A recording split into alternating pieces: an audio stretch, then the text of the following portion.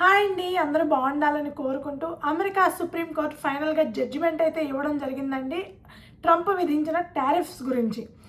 ఇంతకీ ఆ జడ్జిమెంట్ ఏమిటి చెప్పే ముందు ఒక చిన్న రిక్వెస్ట్ అండి. మీరు ఈ వీడియో చూస్తుంటే కనుక దయచేసి ఒక లైక్ చేయండి, షేర్ చేయండి, తప్పకుండా సబ్స్క్రైబ్ అయితే చేసుకోండి. 2025 జాన్యువరిలో ట్రంప్ అమెరికా అధ్యక్షుడైన తర్వాత అమెరికా ఏదైతే ప్రోడక్ట్స్ని ఇంపోర్ట్ చేసుకుంటుందో వాటి మీద, ఆ పర్టికులర్ కంట్రీస్ మీద ట్రంప్ టారిఫ్స్ని విధించడం జరిగింది. ఈ టారిఫ్స్ 10% నుంచి మొదలుపెట్టి దాదాపుగా 145% వరకు విధించడం జరిగింది కంట్రీస్ని బట్టి, ఆ ప్రోడక్ట్స్ని బట్టి. సో ఆ కంట్రీస్ లిస్ట్లో మనకి ఇండియా కూడా ఉంది, చైనా, బ్రెజిల్, మెక్సికో, కెనడా, కొన్ని యూరప్ కంట్రీస్, ఇలా ఆ కంట్రీస్ని బట్టి, ఆ కంట్రీస్ నుంచి వచ్చే ప్రోడక్ట్స్ని బట్టి 10% నుంచి 145% వరకు టారిఫ్స్ని విధించడం జరిగిందనమాట ట్రంప్. ఇప్పటి వరకు ఈ టారిఫ్స్ రూపంలో అమెరికాకి దాదాపుగా $133 మిలియన్ ఆదాయం చేకూరింది. అంటే అక్షరాల 12 లక్షల కోట్ల ఆదాయము అమెరికాకి వచ్చిందనమాట. ఈ కేవలం 1 ఇయర్ టారిఫ్స్ రూపంలో మాత్రమే. అయితే టారిఫ్స్ వల్ల అమెరికాలో ప్రోడక్ట్స్ కాస్ట్ అనేది విపరీతంగా పెరిగిపోయింది. ఎందుకంటే అమెరికా అనేది యాక్చువల్గా ప్రతి కంట్రీ మీద ఆధారపడి ఉంటుందండి.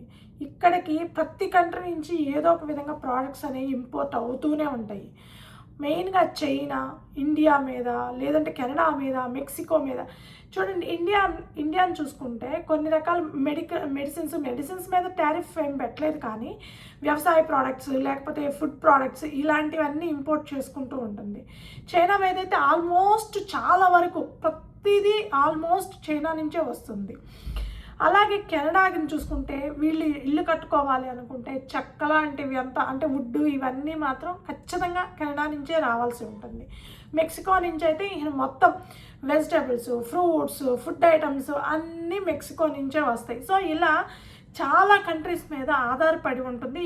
ఈ మధ్యకాలంలో గ్లోబలైజేషన్ తర్వాత ప్రతి కంట్రీ ఇంకొక కంట్రీ మీద ఆధారపడి ఉంటుంది. కానీ అమెరికా పర్టికులర్గా ఫుడ్కి సంబంధించి కూడా పక్క దేశాల మీద ఆధారపడి ఉంటుంది.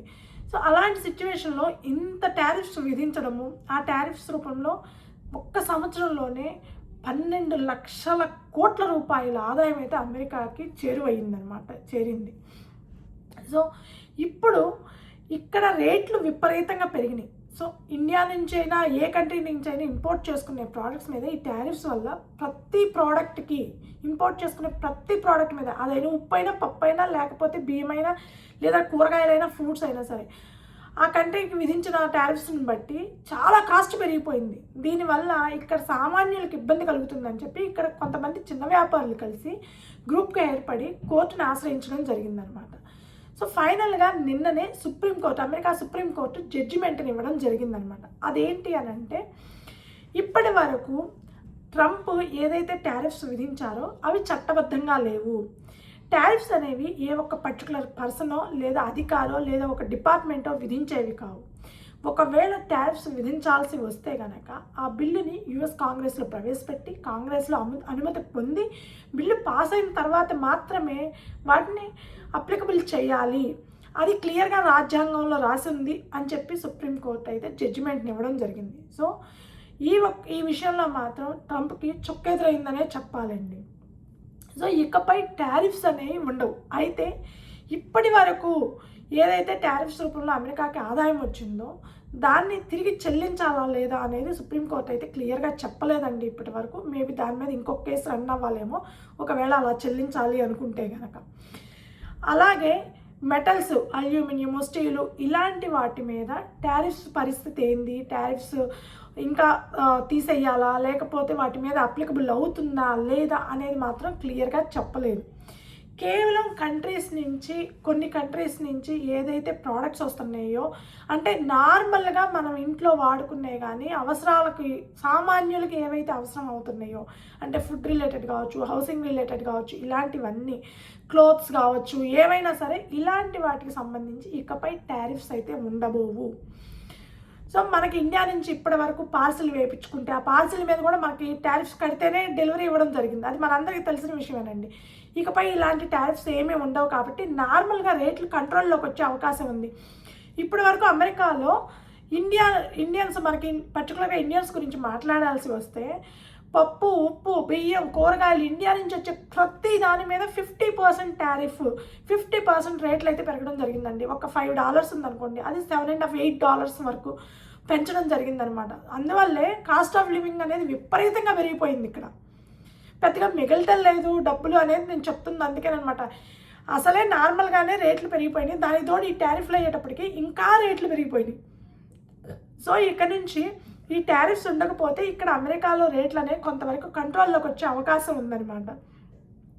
అలా వస్తే కనుక ఇండియన్స్కి ఇది గుడ్ న్యూసే అవుతుందండి. ఎందుకంటే ఇండియన్స్ ఏదన్నా పార్సిల్ వేయించుకోవాలనుకున్నా కూడా అమ్మో $40,000 పార్సిల్ వేయించుకుంటే దాని మీద 50% టారిఫ్ అని ఆలోచించుకోవాల్సి వస్తుంది. ఆలోచించుకొని చాలామంది ఈ ఎఫెక్ట్ అనేది ఇండియాలో కొరియర్ ఛార్జెస్ మీద కూడా పడిందండి. ఇండియాలో కొరియర్ ఛార్జెస్ రీసెంట్గా నేను కనుక్కుంటే కనుక చాలా ఎక్కువ చెప్తున్నారు. ఒక $1,100 కేజీకి 1,100 అట్లా ఛార్జ్ చేస్తున్నారనమాట. సో చాలా పెరిగిపోయినాయి ఈ కాస్ట్. ఈ టారిఫ్స్ కనుక ఇప్పుడు తీసేస్తే కనుక ఇండియన్స్కి మాత్రం హ్యాపీగా ఇంకా నార్మల్ ప్రైసెస్కే, ఇది వరకు ఏ ప్రైసెస్ ఉన్నాయో ఆ ప్రైసెస్కే అన్ని అవైలబిలిటీలోకి వచ్చే అవకాశం ఉందన్నమాట. సో ఫైనల్గా అమెరికన్ సుప్రీం కోర్ట్ అయితే జడ్జిమెంట్ పాస్ చేయడం జరిగింది, ఇకపై టారిఫ్స్ ఉండవు అని. అంటే టారిఫ్స్ ఉండవు అని అంటే దాన్ని టారిఫ్స్ విధించడానికి అమెరికా అధ్యక్షుడైన ట్రంప్కి ఎలాంటి అధికారం లేదు. అది కాంగ్రెస్ ద్వారా మాత్రమే బిల్లు పాస్ అయితే మాత్రమే ఆ టారిఫ్స్ అనేవి అప్లికబుల్ చేయొచ్చు, విధించవచ్చు అని చెప్పడం జరిగిందనమాట. బట్ 1 year టారిఫ్స్ విధిస్తే అమెరికాకి ఎంత ఆదాయం వచ్చిందో చూడండి. దాదాపుగా 12 లక్షల కోట్ల రూపాయల ఆదాయం వచ్చింది. చూడండి ఎంత ఇంపోర్ట్ చేసుకుంటుందో అమెరికా, వాటి మీద ఎంతవరకు టారిఫ్స్ విధించారో క్లియర్గా తెలుస్తుందనమాట. సో ఇదండి, ఇకపై టారిఫ్స్ అనేవి లేవు. మనం హ్యాపీగా కొరియర్స్ వేయించుకోవచ్చు, హ్యాపీగా అన్నీ కొనుక్కోవచ్చు. కొంతవరకు రేట్లన్నీ కంట్రోల్లోకి వచ్చే అవకాశం ఉందన్నమాట.